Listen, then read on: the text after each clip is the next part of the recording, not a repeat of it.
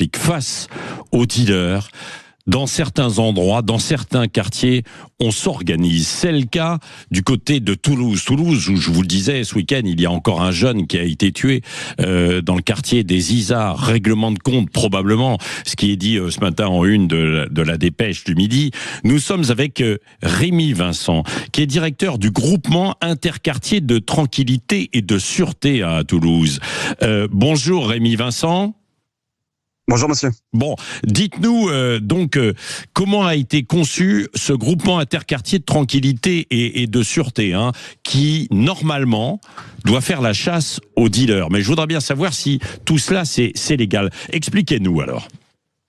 Alors, l'expression chasse aux dealers, je vous la laisse parce que c'est absolument pas ce qu'on utilise comme vocabulaire. D'accord. Nous, on a été créé par 9 bailleurs sociaux toulousains, donc 9 organismes HLM qui sont propriétaires d'immeubles collectifs, notamment au quartier du Mirail, et qui avaient des gros problèmes en effet d'intranquillité, d'insécurité dans leur cage d'escalier, qui frappaient directement leurs locataires. Donc, ils ont créé, j'étais nommé à la tête de ce groupement, une entité qui a pour vocation de faire des rondes de tranquillité et de prévention tous les jours de l'année sur une 50aine d'immeubles dans l'agglomération toulousaine, et donc en effet de faire cesser tous les troubles à la tranquillité que subissent les locataires au quotidien, dont en partie notamment les occupations de cages d'escalier, les tapages qui proviennent des logements, les dégradations, les salissures, les squats, etc. Oui. Mais alors, qui compose ce groupement interquartier de tranquillité et de sûreté, Rémi Vincent ?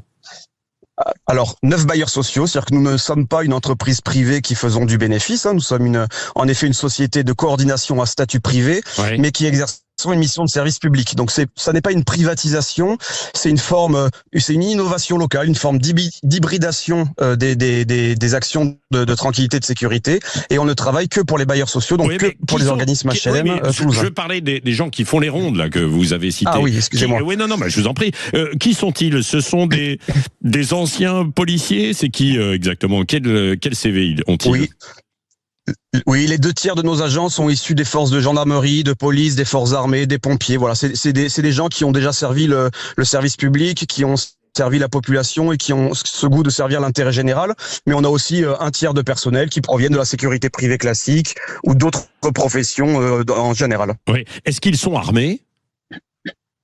Alors nous avons en effet, après enquête administrative, autorisation préfectorale, formation d'1 semaine avec un formateur police ou gendarmerie, en effet nos agents sont dotés d'armement de catégorie D.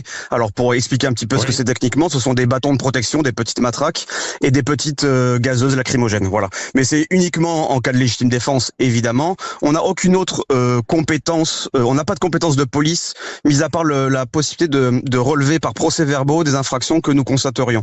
Donc si un individu devant nous crache ou dépose des encombrants ou jette sa poubelle par la fenêtre, là nos agents qui sont assermentés, qui ont prêté serment devant le tribunal judiciaire, pourront dresser un PV. La personne pourrait être convoquée devant le tribunal de police et avoir une amende jusqu'à 1 500 €. Oui, est-ce que vous travaillez justement avec la police, qu'elle soit municipale ou nationale, Rémi Vincent ?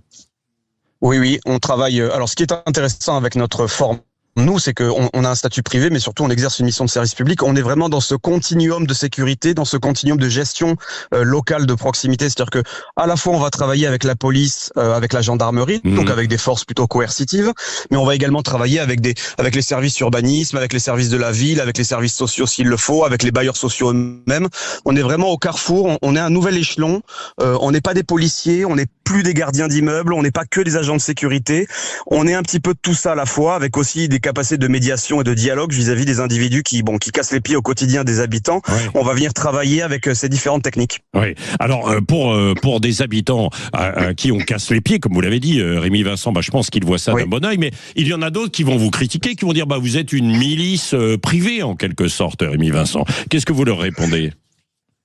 Je leur réponds que le risque est en effet qu'apparaissent des milices privées, puisque le secteur marchand va s'engouffrer dans certaines défaillances de l'État. Ce que nous on a créé, c'est justement une nouvelle forme, donc qui n'est pas étatique ou qui n'est pas une police municipale, mais une nouvelle forme de régulation. Et je préfère largement que ce soit nous qui le fassions avec notre cadre déontologique, le niveau de formation de nos agents, encadré par les bailleurs, y compris en impliquant les locataires, plutôt que ce soit une entreprise privée classique qui s'engouffre là-dedans.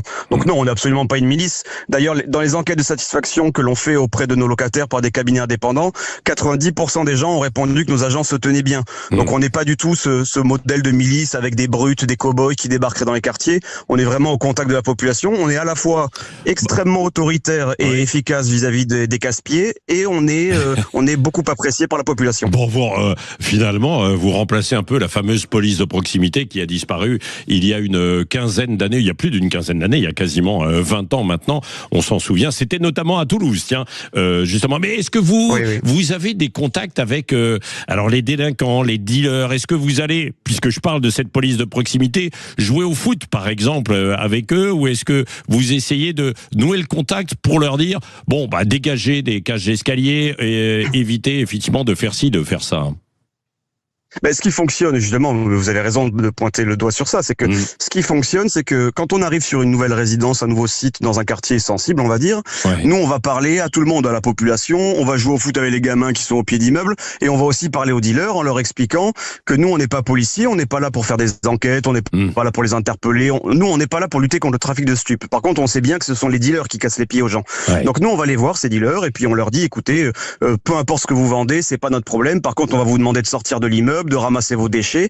Et en fait, à force de venir tous les jours, une fois, deux fois, trois fois, de rester 1 heure, 2 heures, on a obtenu, sur toutes les résidences que l'on surveille, on a obtenu l'amélioration du cadre de vie des gens. C'est-à-dire que on a plus, moi, quand j'ai commencé il y a 8 ans, il y avait des cages d'escalier avec des canapés, des fauteuils, c'était bar à chicha à l'intérieur de la cage d'escalier, si vous voulez, avec les clients qui attendaient, qui venaient acheter. Aujourd'hui, grâce à ce travail de proximité, de dialogue au quotidien, il n'y a plus une seule cage d'escalier parmi les immeubles que l'on surveille qui est occupée par des canapés, des fauteuils et des gens qui squattent toute la journée. Ils se sont réorganisés et les locataires nous disent qu'en fait leur immeuble est plus propre et plus calme. Bon, ça n'empêche pas les règlements de compte, parce que vous avez vu quartier des Isards ce week-end, samedi, il y a un jeune de 22 ans qui a été tué. C'est la piste de ce règlement de compte. Un dernier mot, rapidement, Rémi Vincent, c'est à Toulouse, ça. Est-ce qu'il y a d'autres villes qui adoptent votre concept alors, les bailleurs sociaux parisiens ont créé ça en 2004, donc c'est nos grands cousins dont on s'est inspiré évidemment quand on a créé notre modèle.